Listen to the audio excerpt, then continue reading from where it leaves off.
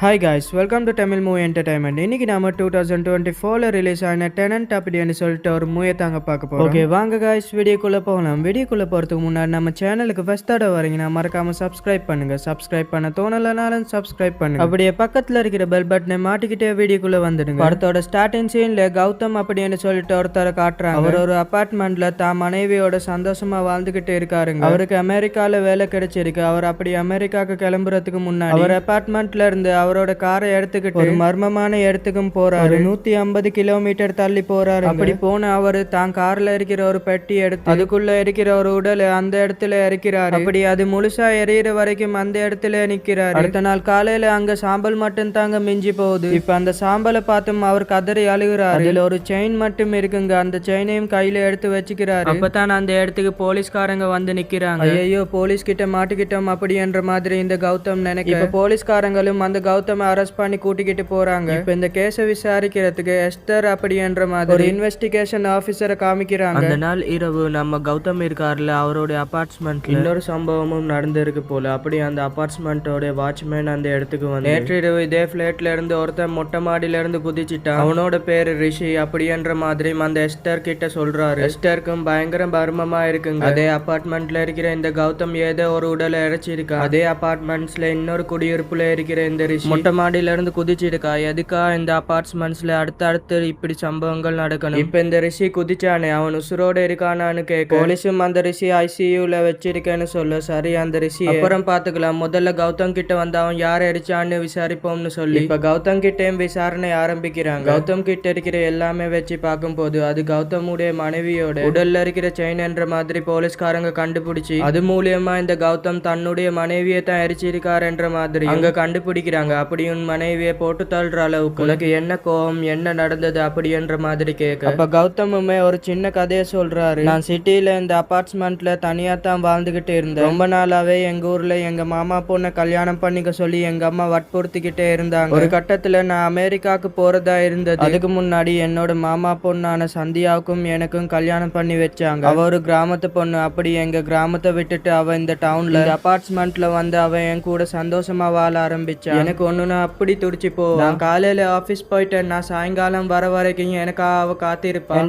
என் மனைவிக்கு இந்த சாக்லேட் சாப்பிடுறேன்னா ரொம்ப பிடிக்கும். அப்படி எல்லாம் சொல்லிக்கிட்டு இருக்க. இதை கேட்கிற அந்த போலீஸ்கார எஸ்டரும், ஐயோ என்னையா சொல்லிக்கிட்டு இருக்க, இப்படி அன்பா இருக்கிற ஒரு மனைவியை நீ எப்படி போட்டு தள்ளின, சம்பந்தமே இல்லாம இருக்கு அப்படின்ற மாதிரி கேட்க சரி இப்ப அதே அபார்ட்மெண்ட்ல தான் வாழ்க்கையை முடிச்சுக்கலாம் 8வது மாடியில இருந்து கீழே குதிச்சு அந்த ரிஷி இருக்காரு பாத்தீங்களா. அவன்கிட்ட மெஸ்டர் வந்து, ரிஷி உன்னால பேசுறதுக்கு கொஞ்சம் கஷ்டம்னு தெரியும், ஆனா கொஞ்சம் பேசுறதுக்கு என்கிட்ட முயற்சி பண்ணி நீ வாய் திறந்தா தான் இங்க நிறைய உண்மைகள் தெரிய வரும் அப்படின்ற மாதிரியும் சொல்லு. அப்ப அந்த ரிஷியுமே சர்வாணி அப்படின்ற மாதிரி ஒரு பேரை மட்டும் அங்க சொல்றாங்க. அப்பதான் அந்த ரிஷி யாரு அப்படின்ற மாதிரியும் காமிக்கிறாங்க. இந்த ரிஷி இருக்காரு பாத்தீங்களா, நம்ம ஹீரோ கௌதம் இருக்காருல, அவர் இருக்கிற அதே அபார்ட்மெண்ட்டுக்கு பக்கத்துல இருக்கிற இன்னொரு அபார்ட்மெண்ட்ல தான் இந்த ரிஷியும் அவரோட ஃப்ரெண்ட்ஸ் ஒரு 3 பேரும் கூட ஒரு 2 பொண்ணுகளோட குரூப்பா வாழ்ந்துகிட்டு இருப்பாரு. ரிஷியோட அந்த 3 ஃப்ரெண்ட்ஸை பத்தி சொல்லணும், பயங்கரமா குடிப்பானுங்க. அவனுங்களுக்கு இல்லாத ஒரு கெட்ட பழக்கமே இல்லை. அந்த வீட்டுல இருக்கிற அந்த 2 பொண்ணுங்களும் கிட்டத்தட்ட இந்த 3 பசங்க மாதிரி தான். அந்த வீட்டுல ஒரே நல்லவன்னா இந்த ரிஷியை மட்டும் தான் சொல்லணும். அப்படிப்பட்ட இந்த ரிஷி சர்வாணி அப்படின்ற மாதிரி ஒரு பொண்ணை காதலிச்சுக்கிட்டு இருப்பாருங்க. இந்த சர்வாணி பொண்ணுங்க கிராமத்துல தான் இருப்பாங்க. ஆனா காதலுக்கு நம்ம சர்வாணியோட அப்பாவும் இந்த ரிஷியோட எதிர்ப்பு தெரிவிக்கிறதுனால அந்த சர்வாணி பொண்ணு பொறுத்தது போதும் ரிஷியோட ஓடி வந்துடும்னு சொல்லி இப்ப ரிஷியோட பேச்சும் கேட்காம அவங்க அப்பாவோட பேச்சும் கேட்காம ராத்திரி அவங்க வீட்டுல இருந்து ரகசியமா இப்ப டவுனை நோக்கி ரிஷியோட அபார்ட்மெண்ட்க்கும் பஸ்ல வந்துகிட்டு இருப்பாங்க. இந்த விஷயம் ரிஷியும் கேள்விப்பட, ஐயோ நம்ம காதல் வேற ஊருக்கு வந்துகிட்டு இருக்காளே, நம்மளே ஃப்ரெண்ட்ஸோட தான் வாழ்ந்துகிட்டு இருக்கோம், அவளை எப்படி இங்க தங்க வைக்க முடியும், இங்க இருக்கிறவனுங்க எல்லாம் கொஞ்சம் குடியும் போதையமா இருப்பானுங்க, அவளுக்கு இந்த இடம் செட் ஆகாதே அப்படின்ற மாதிரி எல்லாம் யோசிக்கிறாரு. அப்பதான் நம்ம ரிஷிக்கு இந்த பக்கத்து வீட்டுல இருக்கிறாருல இந்த கௌதம் ஹீரோ, அவரை நல்லா தெரியுங்க. அப்படி அவர்கிட்டயும் காலிங் பெல் அடிச்சு ஒரு உதவி கேட்கிறாரு. சார் என்னோட காதலி ஊர்ல இருந்து வந்துகிட்டு இருக்கா, ஒரு 2 நாளைக்கு மட்டும் உங்களோட வீட்டுல அவளை தங்க வச்சுக்கலாமா அப்படின்ற மாதிரி இந்த ரிஷி கேட்க அந்த கௌதமுமே, பரவாயில்ல தம்பி, நானும் என்னுடைய மனைவியும் இன்னைக்கு ராத்திரி அமெரிக்காவுக்கு கிளம்பிடுவோம், இந்த அபார்ட்மெண்ட் ஃப்ரீயா தான் இருக்கும், நீ தாராளமா உன் காதலியோட இங்க வந்து தங்கலாம்ன்ற மாதிரியும் அவர் சொல்றாரு. இது வரைக்கும் தாங்க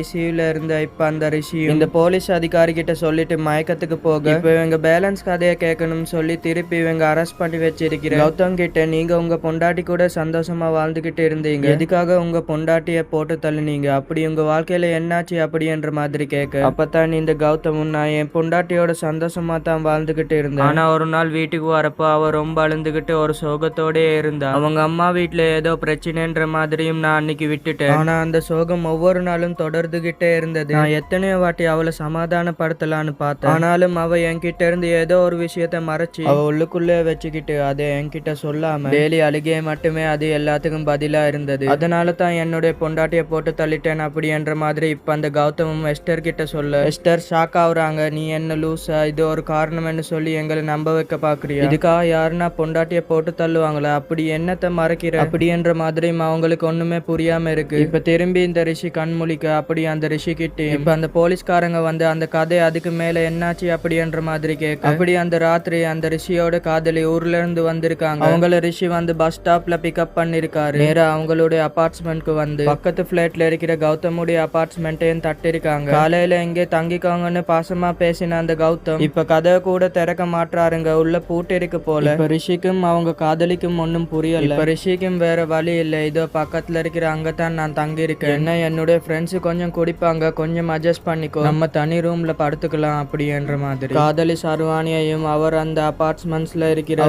அவரோட அபார்ட்மெண்ட்க்கு கூட்டிக்கிட்டு போறாரு. உள்ள வந்து பார்த்தா சர்வானி பயங்கரமா ஷாக் ஆகுறாங்க. அங்க அந்த 3 பசங்க இருப்பானுங்களே ரிஷியோட ஃப்ரெண்ட்ஸ், அவங்க 3 பேருமே அங்க குடிச்சுக்கிட்டு இருக்கு. கூட 2 பெண்களும் அவங்க கூட சேர்ந்து குடிக்கிற மாதிரி, அப்படி உள்ள இருக்கிற 5 பேருமே செம்ம போதையில இருக்கிற மாதிரியும் அங்க பாக்குறாங்க. இப்ப சர்வானி மாத்திக்கிறதுக்கு துணி இல்லைங்க, அதனால அந்த வீட்டுல 2 பொண்ணுங்க போடுற துணியை நம்ம ரிஷி அவர் காதலிக்கு கொடுக்குறாரு. அப்படி அந்த துணியை மாத்திக்கிட்டுன்னு சர்வானி வெளியே வராங்க. வெளியே வந்தா அந்த ரிஷியோட 5 ஃப்ரெண்ட்ஸுமே போதையில அங்க பாட்டு பாடிக்கிட்டு இருக்க, வாங்கிட்டு வந்த சிக்கன் வேற காலி ஆயிடுச்சுன்ற மாதிரியும் அங்க பொழும்பிக்கிட்டு இருக்கு. நம்ம சர்வானியும் எனக்கு சிக்கன் நல்லா சமைக்க தெரியும் அப்படின்னு சொல்லி அந்த ஃப்ரிட்ஜில் இருக்கிற கறியை எடுத்து அப்படி அங்க எல்லாருக்கும் அவங்க சிக்கன் எல்லாம் சமைச்சு கொடுக்க அப்படி அவங்க சமைக்கிறது எல்லாத்தையும் இந்த ரிஷியோட 3 ஃப்ரெண்ட்ஸும் ஏடா கூடமா பாக்குறாங்க. இப்ப இதுவரைக்கும் கதையை சொல்லிட்டு மறுபடியும் ரிஷி மயக்கத்துக்கு போறாருங்க. அதனால இப்ப அந்த கௌதம் கிட்ட வந்து இந்த போலீஸ்காரங்க எஸ்டர் உண்மையாலேயே உங்க மனைவியை எதுக்காக போட்டு தள்ளினீங்க, காரணத்தை சொல்லுங்க அப்படி என்ற மாதிரி விசாரிக்க ஆரம்பிக்க அப்பதான் கௌதம் உண்மையாலேயே அவங்க மனைவி எதுக்காக சோகமா இருந்தாங்கன்ற மாதிரி ஒரு ரீசனை சொல்ல ஆரம்பிக்கிறாரு. என் மனைவி நாளுக்கு நாள் சோகமா இருந்துகிட்டே இருந்தா, ஒரு நாள் நீ என்ன சொன்னாலும் நான் உனக்கு துணையா தான் இருப்பேன், அப்படி நீ என்ன மறைக்கிற அதை வெளியே சொல்லு அப்படி என்ற மாதிரி நான் கேட்டேன். அப்பதான் அவ கதறி அழுந்து அந்த இடத்துல உண்மையை சொன்ன. அதாவது நாங்க திருமணம் ஆகி இந்த அபார்ட்மெண்ட்க்கு நான் அவளை கூட்டிக்கிட்டு வந்தேன். அந்த வேலையில அப்படியே பிளாஷ்பேக் உள்ள போதுங்க. இந்த கௌதமுடைய மனைவி சந்தியா கௌதம் வேலைக்கு போன நேரத்துல அவங்க அபார்ட்மெண்ட்ல தனிமையில தான் இருப்பாங்க, அக்கம் பக்கத்துல கூட பேச மாட்டாங்க. ஒரு நாள் சூப்பர் மார்க்கெட்ல இந்த சென்ட் சாக்லேட் வாங்கலான்னு போக அப்பதான் அவங்க அபார்ட்மெண்ட்க்கு பக்கத்துல இருக்கிற இந்த ரிஷியோட ஃப்ரெண்ட்ஸ்ல 2 பொண்ணுங்க இருப்பாங்க பாத்தீங்களா. அவங்க 2 பேரையும் பாக்குறாங்க. என்னக்கா பக்கத்துல இருக்கிறீங்க, எங்க கூட எல்லாம் பேச மாட்டீங்களா, நாங்களும் உங்க ஃப்ரெண்ட்ஸ் தானேன்னு சொல்லி அந்த இடத்துல அந்த சந்தியா கூட இந்த 2 பெண்களும் பழக ஆரம்பிக்க அப்படி சந்தியாவோட வீட்டுக்கு வந்து டீ சாப்பிடுறது, முக்கியமா அவங்களுடைய மாடர்ன் ட்ரெஸ் எல்லாம் சந்தியாக்கு கொடுத்து போட்டு பார்க்க சொல்றது, அது எல்லாத்தையும் அந்த 2 பொண்ணுங்களும் போட்டோ எடுத்து வச்சுக்கின்ற மாதிரி இந்த கௌதம் இல்லாத நேரத்துல இந்த சந்தியாவும் அந்த 2 பொண்ணுங்களும் நல்ல ஃப்ரெண்ட்ஸா மாறுறாங்க. அப்படி தாங்க ஒரு நாள் அந்த 2 பொண்ணுங்கள்ல ஒருத்தருக்கு பிறந்த நாள் வருது. அதுக்காக நம்ம சந்தியா அவங்க விரும்பி சாப்பிடுற அந்த 5 ஸ்டார் சாக்லேட்டையும் அவங்க வந்து அவங்க கிட்ட கொடுக்குறாங்க. நம்ம சந்தியாவும் தேங்க்ஸ் சொல்லிட்டு அந்த சாக்லேட்டை விரும்பி சாப்பிட இப்ப அந்த 2 பொண்ணுகளும் அந்த சந்தியாவோட வீட்டுல இருந்து வெளியே போக எப்ப அந்த சாக்லேட் சாப்பிட்டாங்களோ அப்பவே நம்ம சந்தியாவுக்கு மயக்கம் வர மாதிரி ஆகுதுங்க. இவங்க வீட்டு வாசல்ல நின்று ஒரு மாதிரி கிரிகெத்து போக